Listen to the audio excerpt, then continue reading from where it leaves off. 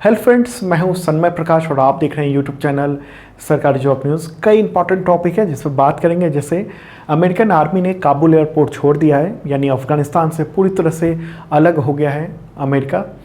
और इसके बाद तालिबान ने अफ़गानिस्तान को आज़ाद मुल्क घोषित कर दिया। तो क्या हालात हैं वहाँ के? यूनाइटेड नेशंस सिक्योरिटी काउंसिल का क्या रुख है, क्योंकि रुख नरम पड़ गया है। एक प्रस्ताव भी आया था, तो चीन और रूस ने अनुपस्थिति दर्ज कराकर एक तरह से विरोध किया।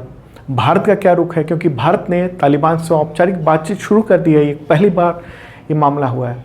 तालिबान के पास अमेरिकी हथियारों का जखीरा हो गया है। कई बातें हैं अमेरिका पर ख़ासतौर पर और तालिबान पर, इसके अलावा भारत और अफ़गानिस्तान के रिश्ते को लेकर। इसके अलावा कई टॉपिक है, जैसे सुप्रीम कोर्ट में 9 जजों ने शपथ ली है। इसमें से पहली ऐसी जज हैं जो कि CGI बन सकती हैं 2027 में। तो इम्पॉर्टेंट बात है। टोक्यो पैरालंपिक चल रहा है, टोक्यो में, जापान में। भारतीय खिलाड़ियों ने शानदार परफॉर्मेंस किए हैं, एक से बढ़कर एक। तो उन सब पे बात करेंगे, उन सब के बारे में बताएंगे। तो शुरू करते हैं। और बहुत इंपॉर्टेंट टॉपिक है ये सब। लाइक बटन जरूर दबाना और शेयर करना तमाम दोस्तों को। पहला क्वेश्चन, अमेरिकी सेना ने काबुल एयरपोर्ट को खाली कर दिया, इसके बाद किसने अफगानिस्तान को आज़ाद मुल्क घोषित किया? आंसर होगा तालिबान। देखिए, तालिबान को लेकर अब पूरी दुनिया का रुख अब बदल रहा है। बहुत सारे लोग अभी भी मानते हैं कि ये एक आतंकी संगठन है, लेकिन अब एक नॉर्मल संगठन के रूप में इसको रिकग्निशन मिलने लगा है, अलग अलग देशों के जरिए, अलग अलग संगठनों के जरिए।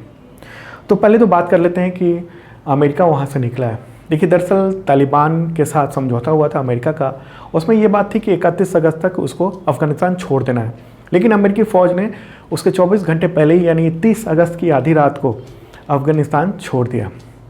अमेरिका के सबसे लंबे युद्ध, अमेरिका ने अपने सबसे लंबे युद्ध को समाप्त किया है और सैन्य इतिहास का एक बड़ा अध्याय जो है वो बंद कर दिया।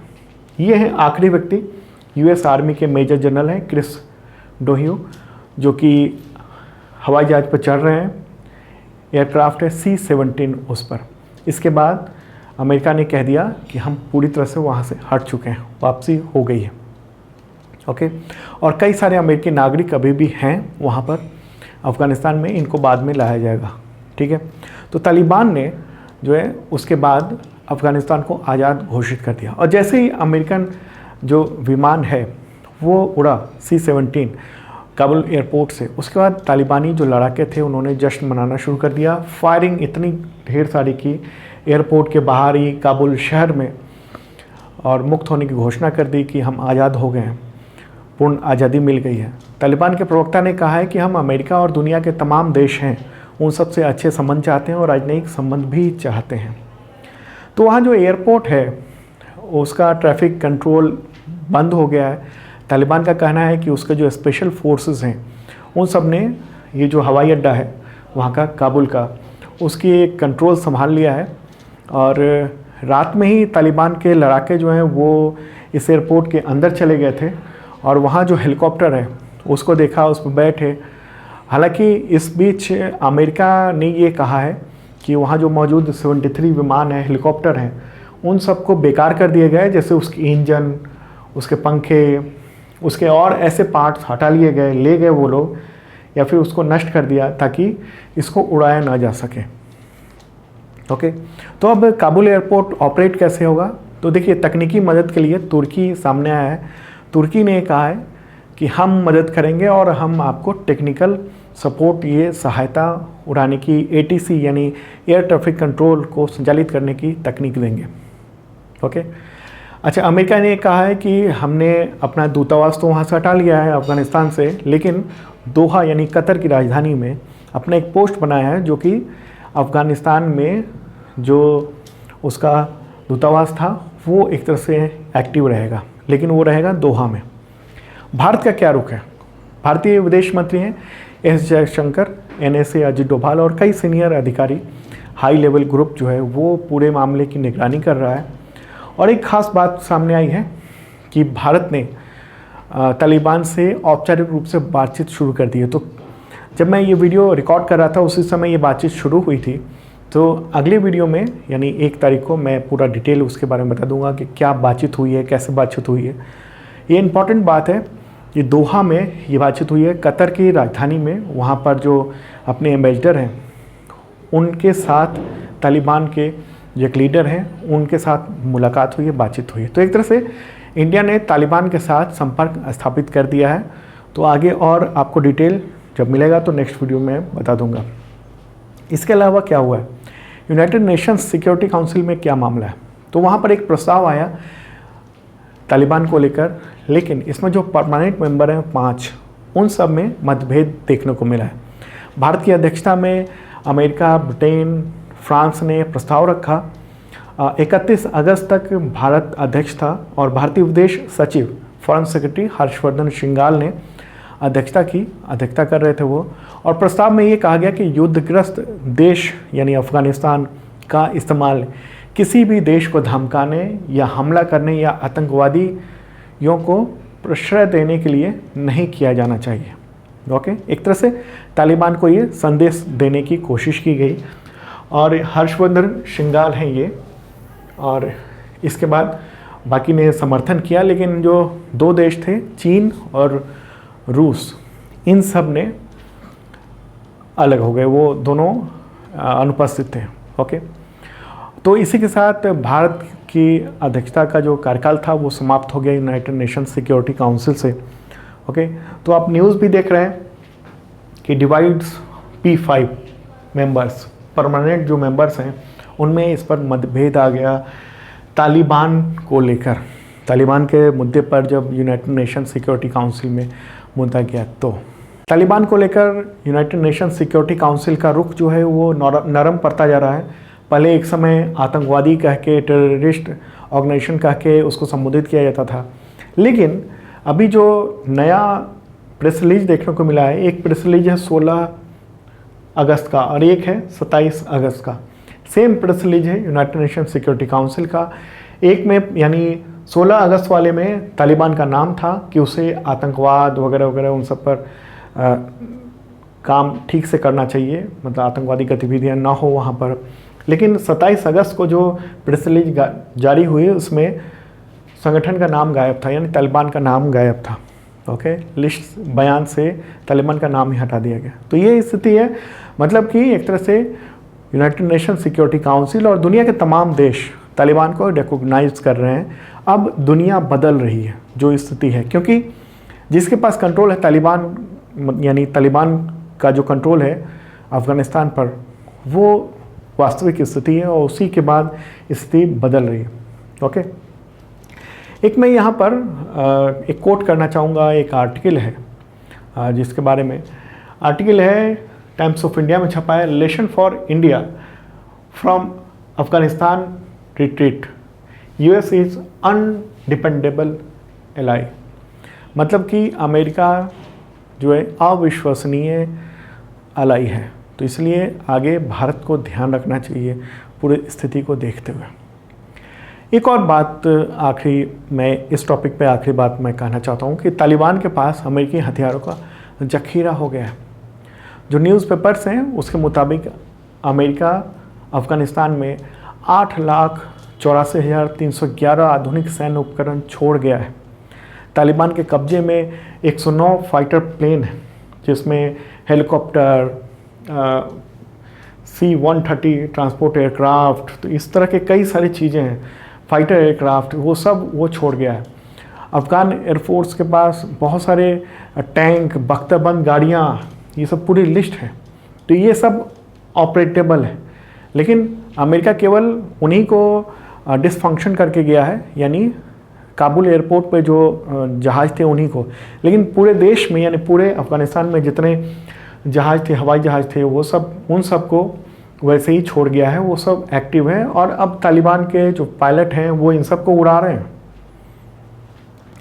तो ये मुद्दा था, मुझे लगता है पूरी बात आप समझ चुके होंगे। कैसा लग रहा है कमेंट बॉक्स में ज़रूर बताना। आगे बढ़ते हैं, अगला टॉपिक लेते हैं, ये भी बहुत इंपॉर्टेंट है। उससे पहले बता दूं कि 2021 का जनवरी से अगस्त तक का टोटल करंट अफेयर्स अवेलेबल है, PDF तमाम एग्जामिनेशन में काम आएगा। इस वीडियो के डिस्क्रिप्शन में अवेलेबल है, देख सकते हो। और बेस्ट सेलर है अमेजन पे, उसका बुक भी है, देख लेना आप। डिस्क्रिप्शन में। अगला क्वेश्चन, सुप्रीम कोर्ट में पहली बार एक साथ 3 महिला सहित 9 जजों ने शपथ ली है। 3 में से कौन वर्ष 2027 तक पहली महिला CJI बन सकती है, देश की पहली महिला CJI बन सकती है? अभी जो सीनियरिटी है उसके अनुसार ये बताया गया है तमाम न्यूज़पेपर्स में। आंसर होगा justice VB Nagarathna. Okay, supreme court के इतिहास में ऐसा पहली बार हुआ है जब सुप्रीम कोर्ट में 9 जजों ने एक साथ शपथ ली है, मतलब एक ही दिन में 9 जजों ने शपथ ली। इनमें से 3 जो है वो महिला जज हैं। तो ये शपथ ग्रहण की कार्रवाई चल रही थी।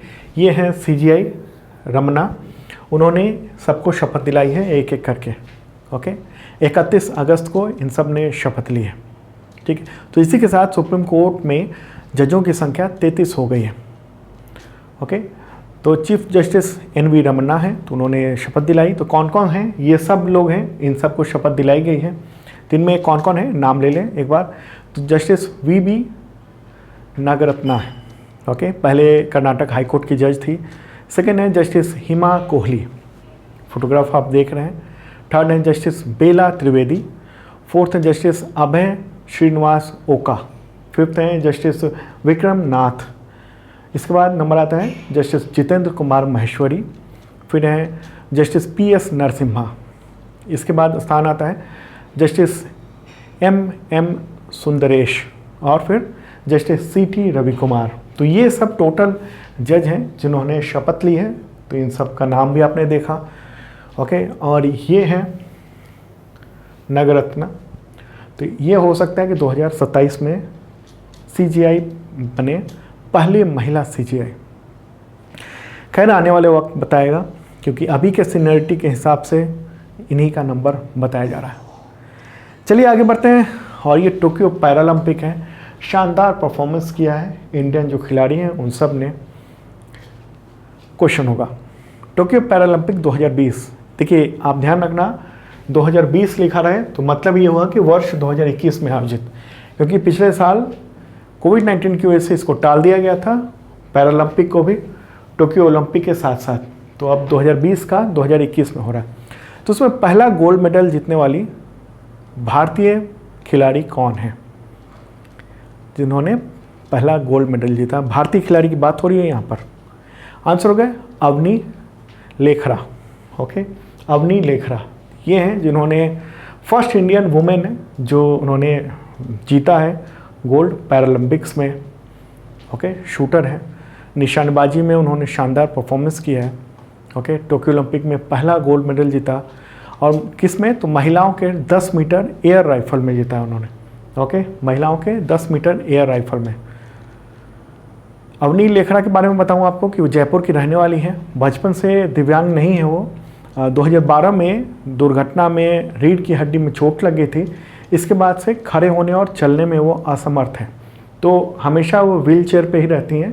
अगर कहीं मूवमेंट करना है तो व्हील चेयर पर ही करना है उनको।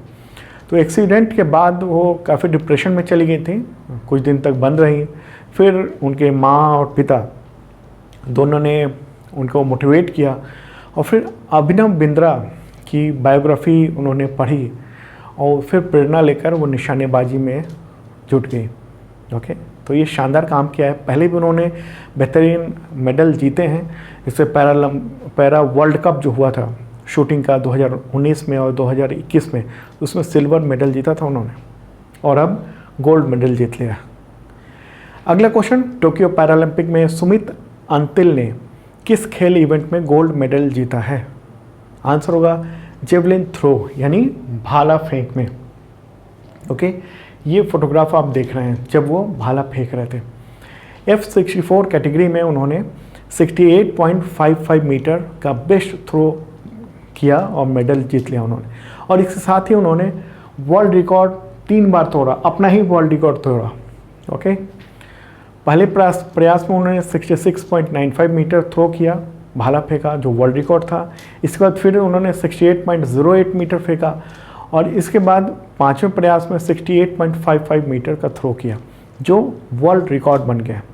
उनके बारे में बता दूं आपको, ये फोटोग्राफ है जो वर्ल्ड रिकॉर्ड के साथ है, ये है वर्ल्ड रिकॉर्ड। ओके, उनके बारे में बता दूं, हरियाणा के रहने वाले हैं, सोनीपत ज़िले के, और आपको बताऊं कि उनके पिता राम कुमार एयरफोर्स में थे, लेकिन बीमारी के बाद मौत हो गई थी जब ये 7 वर्ष के थे मात्र। उनकी माँ ने इनको, इनके 3 और भाई बहनों को पढ़ाया लिखाया, बड़ा किया। और एक पैर इन्होंने अपना खो दिया था, ये नकली पैर है जो आगे दिख रहा है पैर, वो वाला। वह ये था कि 12वीं क्लास में ये पढ़ रहे थे, 12th क्लास में कॉमर्स का ट्यूशन करके वो लौट रहे थे। उसी समय एक ट्रैक्टर ट्रॉली से एक्सीडेंट हो गया था और उसके बाद एक पैर उन्होंने गंवा दिया। फिर 2016 में पुणे में उनको नकली पैर लगाया गया और धीरे धीरे उनकी दिलचस्पी खेल में बढ़ी और ये शानदार प्रदर्शन उन्होंने किया है। वर्ल्ड रिकॉर्ड बनाया, गोल्ड मेडल जीता है। ठीक है, आगे बढ़ते हैं, अगला क्वेश्चन लेते हैं। अब तक के पैरालंपिक्स में 3 मेडल जीतने वाले देश के पहले खिलाड़ी कौन बन गए हैं? ये भी एक शानदार बात है। आंसर होगा देवेंद्र झाझड़िया। ओके, देवेंद्र झाझड़िया ये 3 मेडल पा चुके हैं। अभी टोक्यो ओलंपिक में भी उन्होंने पाया और उससे पहले भी उन्होंने पाया। जेवलिन थ्रो में यानी भाला फेंक में इन्होंने F64 कैटेगरी में शानदार उपलब्धि हासिल की है। एक हाथ इनका नहीं है, यहाँ से आप देख रहे हैं। इससे पहले 2004 में एथेंस ओलंपिक में गोल्ड पाया था उन्होंने। 2016 में रियो ओलंपिक में गोल्ड जीत चुके हैं वो। तो देवेंद्र के बारे में बता दूं, वो राजस्थान के रहने वाले हैं। जब 8 साल के थे तभी गांव में पेड़ पर चढ़ते समय हाई टेंशन लाइन की चपेट में आ गए थे और इससे बायां हाथ उनका, उसमें दिक्कत हो गई थी। बाद में उसको हाथ को काटना पड़ा था, कोहनी से यहाँ से हाथ को काट देना पड़ा था। हालांकि शुरू में बहुत टेंशन में रहते थे, लेकिन उनकी माँ ने उनको मोटिवेट किया, धीरे धीरे पढ़ाई की और जेवलिन थ्रो करना शुरू कर दिया और शानदार परफॉर्मेंस किया उन्होंने। आगे बढ़ते हैं, अगला क्वेश्चन लेते हैं। टोक्यो पैरालंपिक 2020 यानी जो 2021 में हुआ है, उसमें टेबल टेनिस में किस खिलाड़ी ने सिल्वर मेडल जीता है? आंसर होगा भाविना बेन पटेल। ओके, ये हैं वो। टेबल टेनिस में उन्होंने वीमेन सिंगल में क्लास 4 कैटेगरी में मेडल जीता है, शानदार परफॉर्मेंस किया है। और ये जीत उन्होंने व्हील चेयर पर बैठ कर की है, व्हील चेयर पर ही उन्होंने ये खेला। उनके बारे में बताऊं, गुजरात के मेहसाणा ज़िले की रहने वाली हैं और 1 साल की उम्र थी तब चलने की कोशिश में वो गिर गई थी। उसी के बाद पैर में पोलियो पाया गया था, लकवा हो गया था पैर में। फिर वो बाद में दूसरा पैर भी लकवे से बेकार हो गया था, फिर वो चल नहीं पाई। उनके पिता गांव में ही छोटी सी दुकान चलाते हैं। 3 भाई बहन हैं, सबसे छोटी हैं। तो और आपको बता दूं कि वो भारतीय बीमा निगम में वो नौकरी भी करते हैं और शानदार परफॉर्मेंस किया उन्होंने। अगला क्वेश्चन, टोक्यो पैरालंपिक में निशात कुमार ने किस खेल में सिल्वर मेडल जीता है? आंसर होगा हाई जंप। हाई जंप में उन्होंने जीता है। मेंस T47 जो कैटेगरी होती है, देखिए ये सब जो अलग अलग कैटेगरी होती है, जैसे मैंने पहले बताया कि F46, ये T47 अलग अलग दिव्यांगता की कैटेगरी बनाई हुई है। उसमें वो लोग क्वालिफिकेशन होता है, फिर वो खेलते हैं वो लोग। तो हाई जंप में निशात कुमार ने 2.6 मीटर की जंप लगाई। ये इस तरीके से, इनका दाहिना हाथ जो है वो कटा हुआ है और शानदार परफॉर्मेंस किया उन्होंने और मेडल जीत कर लाए हैं। तो निशात कुमार के बारे में मैं बताऊं आपको, हिमाचल प्रदेश के ऊना ज़िले के रहने वाले हैं। उनके पिता मजदूर हैं, दूसरों खेतों में काम करके घर चलाते हैं। 2007 की बात है, जब 4th क्लास में थे, घास काटने वाली जो मशीन होती है उसे दाहिना हाथ कट गया था उनका। ओके, उन्होंने दैनिक भास्कर में एक इंटरव्यू दिया, उसमें ये कहा कि जब हाथ कट गया था तो लोग उनको बहुत चिढ़ाते थे, बुरा लगता था। फिर माता पिता ने समझाया कि इसको अपने कमजोरी मत मानो और आगे बढ़ना है, और शानदार परफॉर्मेंस उन्होंने ये किया है। ओके, कई सारे अचीवमेंट हैं उनके, अलग अलग मेडल वो जीत चुके हैं। जैसे टोक्यो पैरालंपिक मेंस में T74 में उन्होंने सिल्वर जीता है अभी। उससे पहले 2021 में ही Dubai para athlete grand prix में उन्होंने गोल्ड मेडल जीता था। 2019 में उन्होंने मेडल जीता 2 बार। अगला क्वेश्चन लेते हैं, टोक्यो पैरालंपिक में योगेश कथुनिया ने किस खेल इवेंट में सिल्वर मेडल जीता है? आंसर होगा discus throw. Okay, discus throw, disc होता है उसी को फेंकना होता है, तो उसी में इन्होंने जीत लिया। फोटोग्राफ आप देख रहे हैं। ओके, F56 कैटेगरी था इनका, छठे और अंतिम राउंड में इन्होंने 44.38 मीटर की दूरी तक चक्का फेंका और सिल्वर मेडल प्राप्त कर लिया। हरियाणा के बहादुरगढ़ के रहने वाले हैं।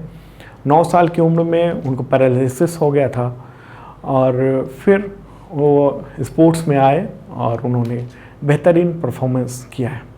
बहुत सारी इनकी उपलब्धियां भी हैं, अलग अलग गेम्स में मेडल जीत चुके हैं। अगला ये टॉपिक है, देखिए क्या है कि mains F52 discus throw category में विनोद जो है, आप फोटोग्राफ में मैं दिखा दूँ, ये है विनोद। इन्होंने 3rd स्थान प्राप्त किया था और ब्रॉन्ज मेडल के दावेदार थे, लेकिन पैरालंपिक कमेटी ने खारिज कर दिया क्योंकि कई सारे देशों ने उनके क्लासिफिकेशन कैटेगरी को लेकर आपत्ति जताई थी। ये कहा था कि वो बहुत तंदुरुस्त हैं तो उनको किसी दूसरे कैटेगरी में खेलना चाहिए था, तो इसलिए इनका ब्रॉन्ज मेडल इनको नहीं मिल पाया। आगे बढ़ते हैं, अगला क्वेश्चन, दुनिया का सबसे ऊंचा सिनेमा थिएटर किस जगह पर स्थापित हुआ है? आंसर होगा लद्दाख। ये सिनेमा थिएटर समुद्र तल से 11,562 फीट की ऊंचाई पर स्थापित किया गया। ये पिक्चर टाइम आप देख रहे हैं लिखा हुआ, यही है पूरा थिएटर। दुनिया का सबसे ऊंचा सिनेमा थिएटर बताया जा रहा है इसको, लद्दाख में ये बनाया गया है। आगे बढ़ते हैं, अगला क्वेश्चन, ओलंपिक गोल्ड मेडल विजेता नीरज चोपड़ा के नाम पर किस शहर में स्टेडियम का नामकरण हुआ है? आंसर होगा पुणे। पुणे में स्थापित हुआ है। रक्षा मंत्री राजनाथ सिंह उन्होंने इस स्टेडियम का उद्घाटन किया, अनावरण किया राजनाथ सिंह ने। और ये है स्टेडियम, बड़ा फोटोग्राफ भी दिखा दूं मैं, ये है स्टेडियम, पुणे में स्थित है। एथलीट हैं नीरज चोपड़ा, उन्होंने गोल्ड मेडल जीता था जेवलिन थ्रो में अभी टोक्यो ओलंपिक में। तो भारतीय सेना ने उनको सम्मानित किया है इस तरीके से, शानदार तरीके से, कि एक स्टेडियम का नाम ही उनके नाम पर दे दिया गया है। भारतीय सेना में कार्यरत हैं नीरज चोपड़ा। ओके, चलिए आगे बढ़ते हैं, अगला क्वेश्चन, किस राज्य सरकार ने कोरोना से अपने पति को खोने वाली महिलाओं के लिए मिशन वात्सल्य शुरू किया है? आंसर होगा महाराष्ट्र। महाराष्ट्र सरकार के जो महिला एवं बाल विकास विभाग है उसी ने मिशन वात्सल्य शुरू किया है। ओके, महाराष्ट्र की बात हो रही है। महाराष्ट्र की मुख्यमंत्री कौन है? उद्धव ठाकरे और गवर्नर भगत सिंह कोश्यारी। अगला क्वेश्चन, परमाणु परीक्षण के खिलाफ अंतर्राष्ट्रीय दिवस कब मनाया जाता है? आंसर होगा इसका 29 अगस्त। इस दिन परमाणु हथियारों के परीक्षण, विस्फोट, इन सब से जो प्रभाव होता है, दुष्प्रभाव, उसके बारे में जागरूकता फैलाना, ये इसका मकसद है। और परमाणु हथियार मुक्त समाज बने, दुनिया बने, ये लक्ष्य है इसका। अगला क्वेश्चन, राष्ट्रीय खेल दिवस कब मनाया जाता है? आंसर होगा 29 अगस्त। ओके, क्यों? क्योंकि इसी दिन हॉकी खिलाड़ी मेजर ध्यानचंद की जयंती होती है, तो ये दिवस उन्हीं के याद में मनाया जाता है। ठीक है, और लेटेस्ट बात ये भी है कि ध्यानचंद के सम्मान में ही राष्ट्रीय खेल रत्न पुरस्कार का भी नामकरण किया गया था। तो दोस्तों, ये था इंपॉर्टेंट करंट अफेयर्स। कैसा लगा जरूर बताना कमेंट बॉक्स में। रेगुलर ये वीडियो आता रहेगा, डिले हो जाता है लेकिन ज़रूर आएगा। अगला वीडियो भी देखेगा और पूरा जो वीडियो देखा आपने उसका PDF अवेलेबल होगा इस वीडियो के डिस्क्रिप्शन में, डाउनलोड कर सकते हो आप।